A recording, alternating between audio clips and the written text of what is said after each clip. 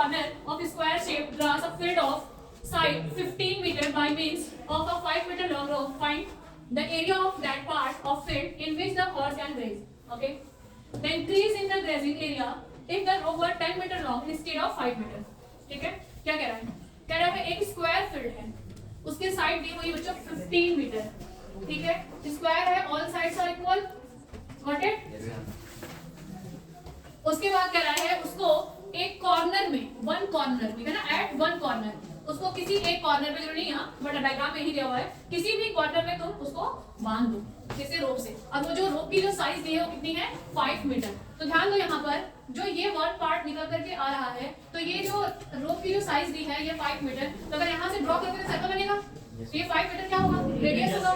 तो हम लोग देखेंगे इसमें सॉल्व क्या करना है the area of that part of field in which the horse can graze.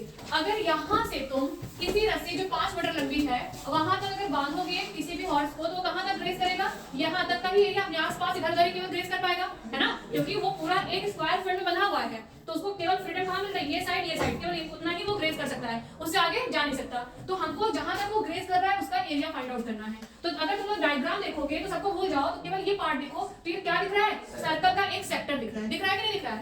Okay. But अब बात आ रही है यहाँ पर एंगल क्या होगा. तो ये जो फिगर है वो क्या है? स्क्वायर है. तो क्या होता है? 90 डिग्री टू एच एंगल होता नहीं होता है? जब यहाँ 90 तो यहाँ पर क्या होगा? 90. तो क्या क्या मिल गया हमको? थीटा हमारा 90 डिग्री हो गया.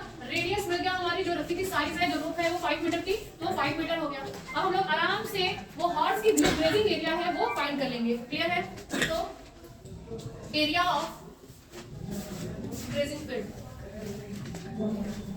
क्या हो जाएगा? Theta by 360 pi r square. Theta हमारा हो गया 90 डिग्री, 360 पाई की वैल्यू बोला है 3.14 यूज करने के लिए. रेडियस हमारा है 5 into 5, 0 कैंसिल आउट, 9 36. तो ये हमारा हो जाएगा 3.14 बाई 4 into 1 रिड्यूस करो क्या होगा? 100 into 25 फॉर द 100.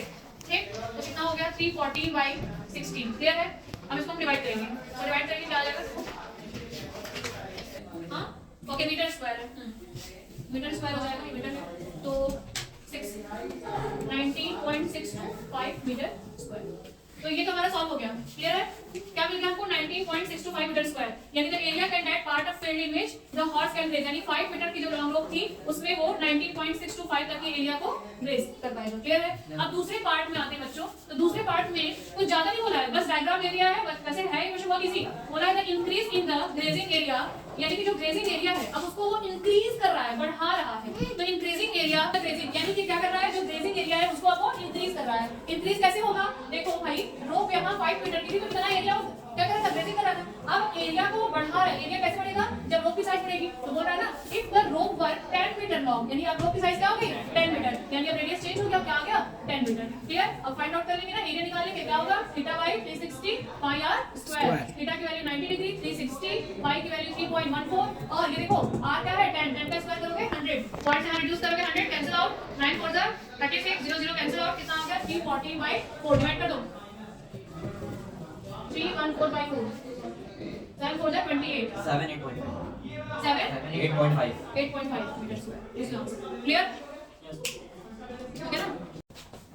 क्या आगे? इंक्रीजिंग एरिया कितना इंक्रीज हुआ बच्चों? Increasing area of grazing field कितना होगा?